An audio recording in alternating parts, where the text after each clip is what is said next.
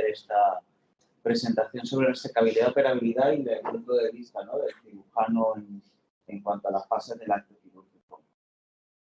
Bueno, pues aquí en operabilidad y resecabilidad de un paciente que va a ser sometido a cirugía torácica, hay que tener en cuenta conceptos de resecabilidad y operabilidad. Cada uno en sí es un concepto. La resecabilidad es una característica, es un concepto de la cirugía que depende de la opinión del equipo quirúrgico y del cirujano, porque la resecabilidad es en sí la capacidad que tiene de remover el 100% de la lesión que está en el pulmón. Y esta capacidad varía entre cirujanos y varía entre servicios. Depende del acceso a tecnologías, depende de la curva de aprendizaje de estos cirujanos. Hay cirugías, hay tumores que en unos equipos quirúrgicos no serán resecables, hay tumores que en otros sí que lo serán. Pero si intentamos quitar la parte subjetiva de la concepción de resecabilidad y lo hacemos lo más aséptico posible, la resecabilidad tendrá que tener en cuenta la relación de la lesión con las estructuras vitales, con las vasculares, con el cierre completo de la piel o la necesidad de injerto protésicos bajos y tener en valoración la cirugía reconstructiva como parte de la resección. ¿Qué quiere decir esto? Que nosotros no podemos, como es lógico, remover estructuras vitales, estructuras vasculares, dejar abierta la piel o no hacer una cirugía reconstructiva y hacer una amputación. Eso no es ser resecable. Tampoco puede ser resecable cuando hablamos arriba de que debemos remover completamente la lesión, tampoco serán resecables las lesiones de los estadios avanzados, porque tú no podrás completamente remover el tumor. Y algunas veces, incluso a lesiones localmente avanzadas, te planteas si esa resecabilidad va a ser real. Siguiente. Entonces, para esto, lo que nos vamos a basar es en las características anatómicas. Aquí solamente os he querido poner el mapa del mediastino al lado izquierdo de la pantalla, donde vosotros veis todas las relaciones que tienen las adenopatías, los bronquios y la cava superior, el arco aórtico y el esófago en sí. Entonces, las afectaciones ganglionares tumorales en la caja torácica muchas veces son las que van a dar la causa de la irresecabilidad de la lesión. Y otras veces es la ubicación de la lesión con respecto a las estructuras. Mientras más periférica la lesión, más posibilidades de resecabilidad tiene porque necesitas menos tejido para remover el tumor. Entonces, quitando nosotros en cuanto a los cirujanos, hablamos de resecabilidad en los tumores, que es lo que más frecuentemente operamos en base al TNM. Porque el TNM nos da la lesión desde la lesión más pequeña hasta la enfermedad más extendida. Evidentemente, el estadio 4 de cualquier enfermedad tumoral nosotros no lo podemos abarcar porque el objetivo del cáncer es remover el 100% de la enfermedad. Si no puedes remover esto, no tiene sentido. Entonces, aquí todos los estadios M no serán quirúrgicos. Y serán quirúrgicos, tampoco lo serán los estadios 13, porque ya estamos hablando de tumores T4, que son tumores que afectan órganos mediastínicos. Y los estadios 3B por la supervivencia, igual que un 3A en algunas ocasiones. El estadio 3B son T4, T3 con N2, se consideran por hoy irresecables. Sin embargo, en los estadios hasta el 2B es todo este rango de aquí es lo que nosotros operamos de cáncer de pulmón. Que visto en esta tabla es el color amarillo y el azul clarito. A partir del 3B, 13 y estadios 4 no se operan, no tienen indicación quirúrgica. Por lo tanto, nosotros para la resecabilidad del cáncer de pulmón utilizamos el TNM y la escala de estadios del American Journal contra el Cáncer, porque el TNM, esto es lo que nos da el tamaño, la afectación ganglionar y la distancia, pero la clasificación por estadios es esta otra clasificación y que están basados en la supervivencia. Mientras más oscuro, esto es como el tiempo, mientras más oscuro y más morado, peor tiempo, pues aquí peor supervivencia. Verdes, días muy buenos, supervivencias muy buenas, morados, días de nieve, supervivencias muy malas. Pues esto es en lo que nos basamos básicamente Para nosotros, hablar de resecabilidad es una opinión anatómica, una opinión subjetiva del cirujano y una opinión objetiva de la estadificación. La operabilidad es un concepto más clínico y más completo. Necesitas una valoración clínica integral, una valoración respiratoria y una valoración cardíaca. No significa que no haga falta también valorar la parte neurológica, evidentemente sí, pero desde el punto de vista de la cirugía cardiothorácica, estos son los tres ejes que enfocan la operabilidad. En la valoración clínica inicial tenemos la edad, la actividad física, los hábitos tóxicos. Un fumador activo lo intentas llevar a una deshabitación tabáquica, intentas implementar el programa de rehabilitación cardiopulmonar de tal manera de que esto pueda mejorar su tolerancia al ejercicio. En las consultas nosotros valoramos la toma de fármacos, los anticoagulantes y que se puedan suspender estos anticoagulantes. Aquí en la evaluación clínica integral también entran en la operabilidad factores como los testigos de ciudad, de cirugía con y sin sangre en función al tipo de cirugía, puede ser una persona inoperable. Y esto es el punto de vista clínico. Luego ya en los paraclínicos tenemos la parte respiratoria y la parte cardiovascular. La parte respiratoria tenemos dos pruebas que nosotros usamos mucho, que una es la espirometría, donde estáis viendo la curva de volumen-tiempo y la de flujo-tiempo. En la curva de tiempo-volumen, aquí lo que podemos ver es el FEP1, lo que significa el FEP1, que es el aire expirado en la primera expiración del primer segundo. Entonces, esto es lo que nosotros utilizamos para medir la función respiratoria. Esto junto con la difusión. Uno nos mide inflamación de vía aérea, que es el FEP1, y la difusión realmente lo que nos está midiendo es el enfisema. Un FEP1 por debajo de 80% o una difusión por debajo de 80% necesitan todos los pacientes una prueba de función respiratoria adecuada, bien sea de baja tecnología o de alta tecnología. Ahora iremos a ellas. Porque todo esto es para saber por qué nosotros sabemos la función que le va a quedar al paciente o cómo lo hacemos.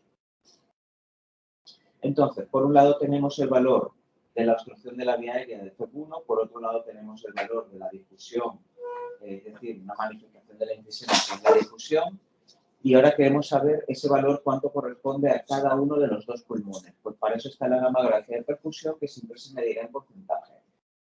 Tanto por ciento del pulmón derecho, tanto por ciento del pulmón izquierdo. Pues es fácil que si yo tenía antes 100 de FEP1 y la perfusión es 50 y 50, pues tendré 50 y 50 de FEP1 en cada pulmón, ¿no?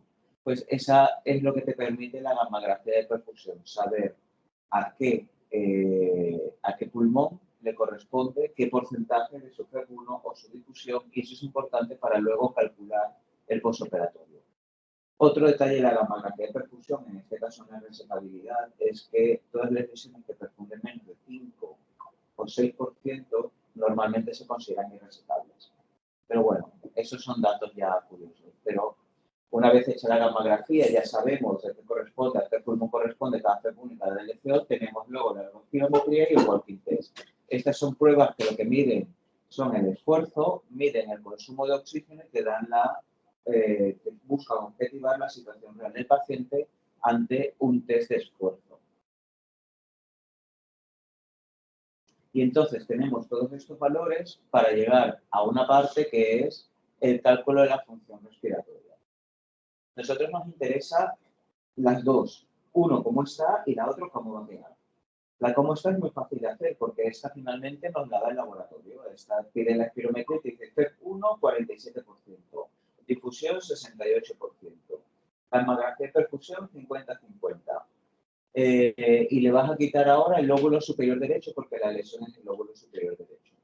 Pues para hacer todo esto nosotros tenemos que saber la segmentación pulmonar.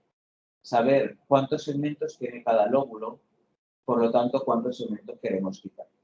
Entonces, aquí podéis ver que el FEP1 posoperatorio es igual al FEP1 que tú has medido en la espirometría menos 19 menos el número de fragmentos que le vas a quitar entre 19. Es decir, en un superior derecho, 19 menos 3 entre 19. Es una regla de 3.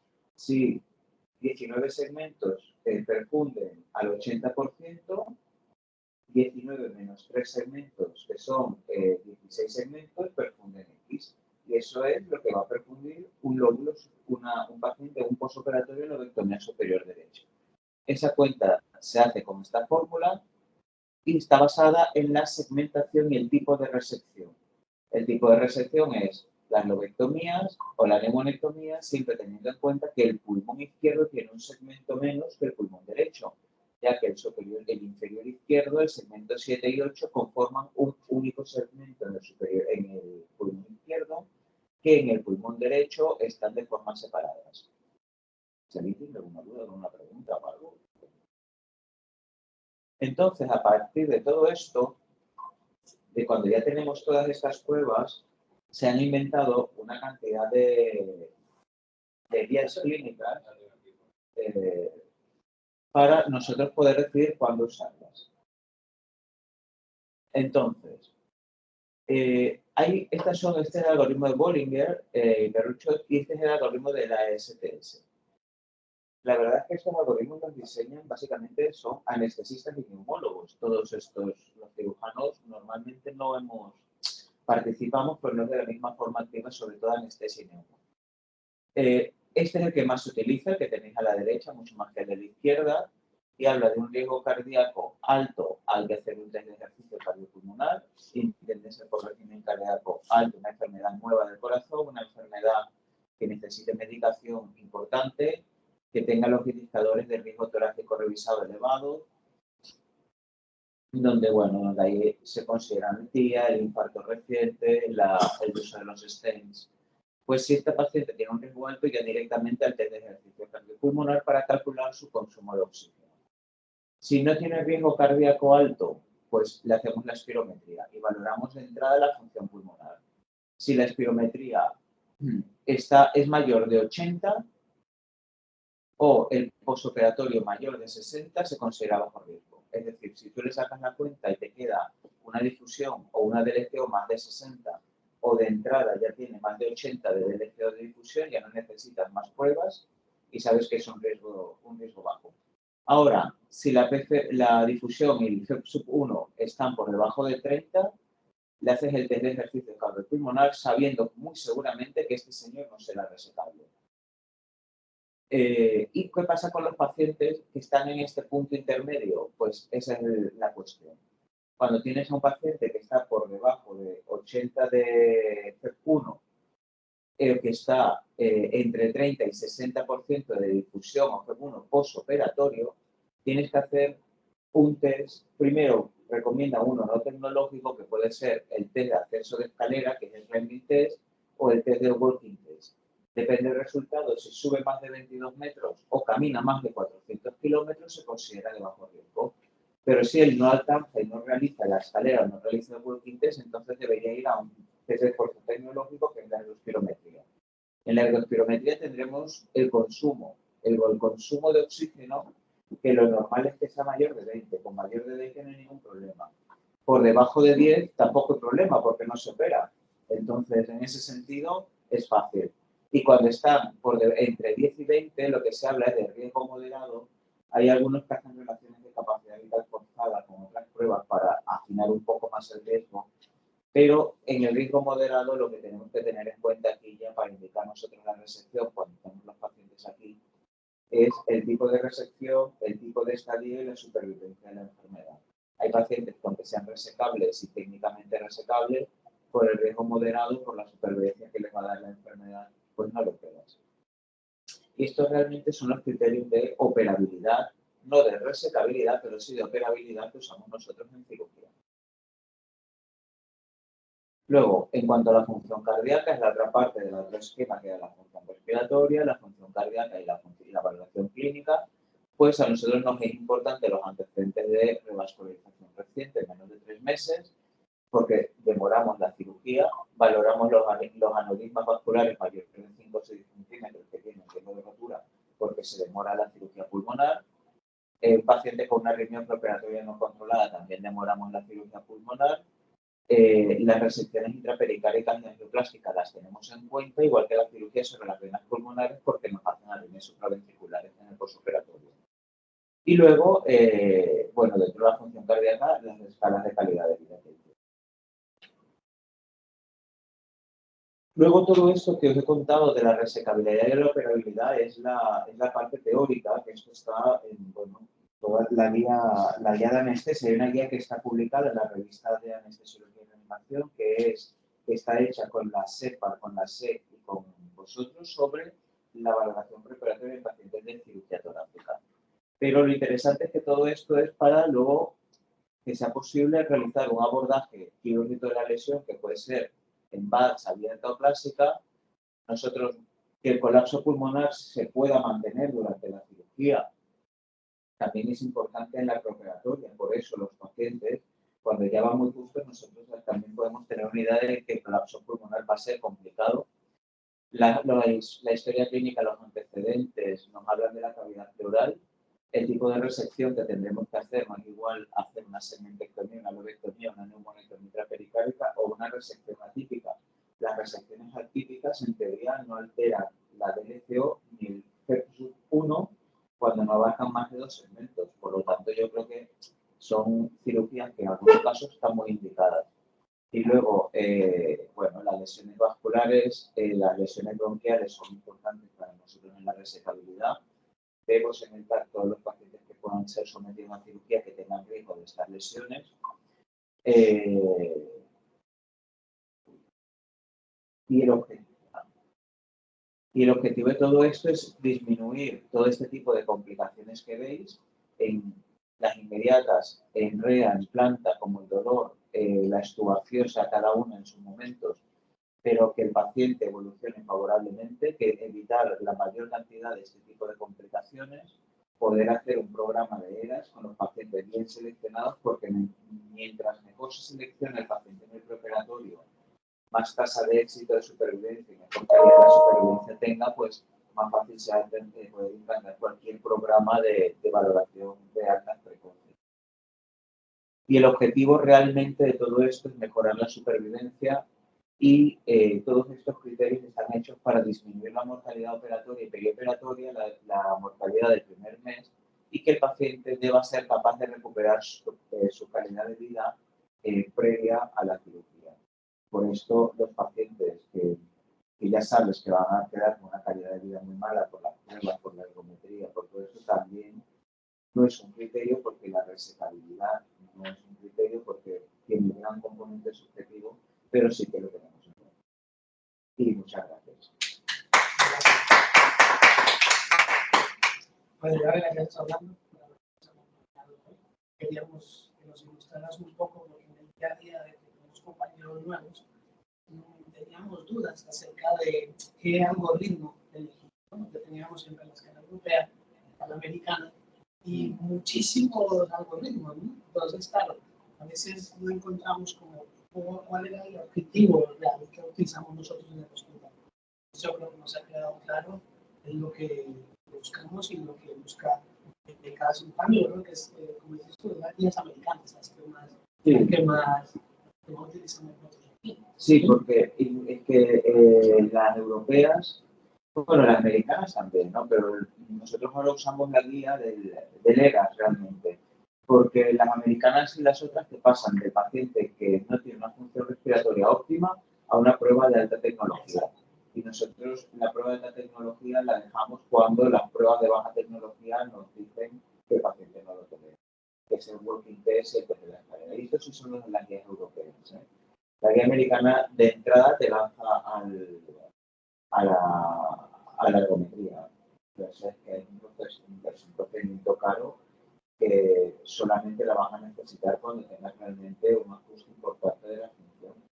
Y tiene lista de espera, es un follón, no todos los pacientes pueden hacer, porque piensa que los pacientes no son todos añosos. Los subes en una escalera pedalea y hay algunos que ya que ni que pedalea. Entonces, usamos planning test normalmente y luego hacemos la nueva estilo. Sin embargo, los americanos no. Pero luego los criterios son iguales en todos lados del mundo. Por debajo de 30 de F1 o 30 de difusión no se pega. O sea, y como mucho sí se puede hacer es una resección atípica periférica. O sea, es igual en cualquier día que mires, igual que por encima del EDC de 80, de F1 de 80, no hace falta hacer nada. Los objetivos y verdad que por integrarnos al grupo, el grupo anestesia queremos integrarnos más a cada especialidad o subespecialidad. Que siempre tratamos de estar muy en la periferia, pero ahora lo que queremos es trabajar, digamos, de forma muy coordinada, ¿no? Saber cuáles son vuestras necesidades, vosotros sepáis cuáles son también las vuestras, y tener una comunicación directa con el cirujano, que realmente a veces no es sentarnos, girarnos, quedarnos mirando el ordenador y ver por dónde va la cosa, ¿no? Sino como ser más un aporte dinámico a lo que... Sí. De los que están conectados a alguna pregunta, yo creo que... Bueno, pues muchas gracias, de verdad, por tu tiempo. No, ha sido un placer que me hayas invitado. Gracias. Ahora seguimos con los otros minutitos.